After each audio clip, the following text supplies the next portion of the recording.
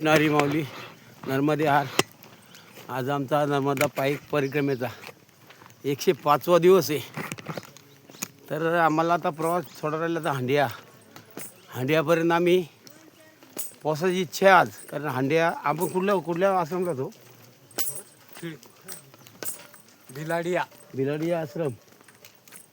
भिलाडिया आश्रमपासून आम्ही सरासरी सकाळी पाठी 5:36ला निघलो. ह्या 5:36 पाटे.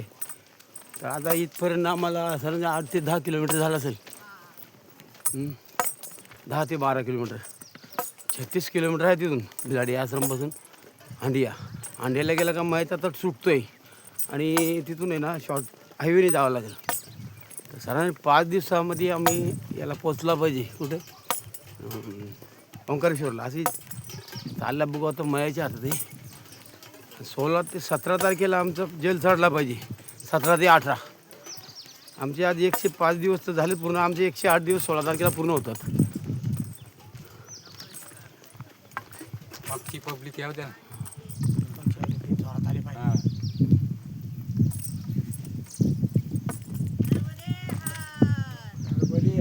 हे आपला रमेश माऊली वारगडे मुरबाडकर.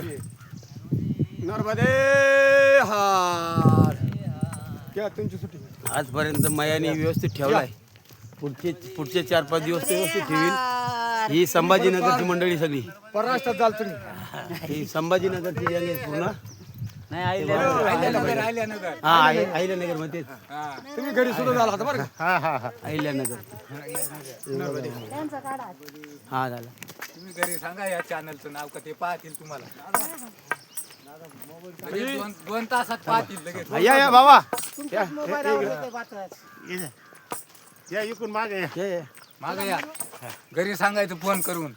चला बोला काही माहिती काही आहे काही तुम्ही माहिती काही बोला. थोडीशी मयाचं काय बोला ना. हा दादा बोलते. बोला बाबा बोला.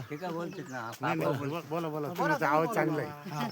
मैयाची नर्मदा मैयाची परिक्रमा करण्यासाठी आम्ही सर्व परिक्रमावासी रस्त्याने चाललेलो आहे. सध्या आम्ही आव्हानची गाव आचेगावच्या पुढे आहोत आणि सध्या परिक्रमा इतकी सुंदर आहे. सर्व रोग निरोग होऊन जाते. तुम्ही एकदा पायी परिक्रमा करून पहा. तुमचे सर्व रोग निघून जातील शरीरातले आणि नवीन शरीर तुम्हाला प्राप्त होईल. फक्त घरी जायची काय करू नका. मयाचा आशीर्वाद. हा मायाच्या आशीर्वादामुळे एवढी चालतात ना लोक. कोणतं चॅनल आहे? हा गंगेश्वर मठ वेलूक. गंगेश्वर मठ वेलूक. थोड्या वेळानं ते पाठवतील लगेच पाठवतो. नर्मदे हार. ही मंडळी अहिल्यानगरची मंडळी आहे. तर बात अशी आहे आम्ही आमच्या पुढं होते मुक्कामला. आता आम्ही तर 3-4च लोक होतो. बाकीची पाठीमागे 50 दादा हे आपले बापजी महाराजाच्या गँगमध्ये होतो रात्री आम्ही.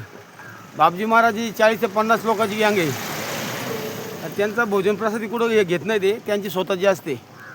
मग त्यांच्याच आश्रममध्ये रात्री आम्ही भोजन केला. कारण काही लोकांना चिंता पडते का भोजनाची प्रश्न कसा आहे, झोपाचा कसा आहे. मया सगळी व्यवस्था करते. त्यांनी घरून बिंदास एकली बाई परिक्रमा करू शकते. काय टेन्शन नाही.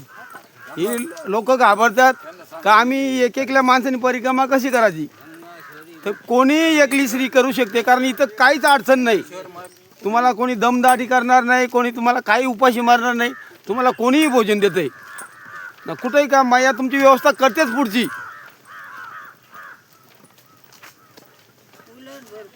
हा भरपूर. अहो या परिसरात माया नर्मदा खंडामध्ये गरीब लोक आहेत. पण ती एवढी सेवा करतात आपल्या डोळ्याला पाणी येते.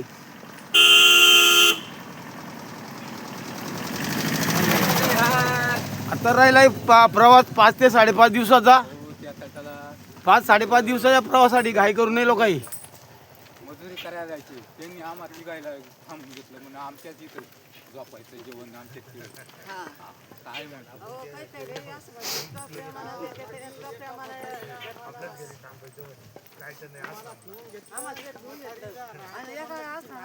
पुरणपोळ्या करायच्या म्हणे 3 वर्ष 3 महिन्याची परिकरणाकडे आली सोडी आहे मुंबईची घरगुती जेवण आहे नवीन वर्ष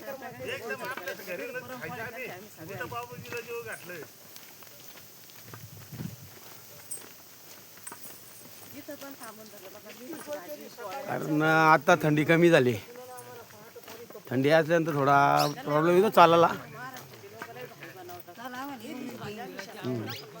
चवदार बनवतो ना आपल्या इकडे ना पाहिजे थंडी यांच्या पाहिजे फरक पडतो. मग त्यांचे मित्र बोलवले ते रात्री हा. केली कडी केली हे माझं दुखत यांनी ना ते मकाच्या भाकरी केल्या कढी भाजी खातो केली पालकची त्याला एवढी आवडली ना.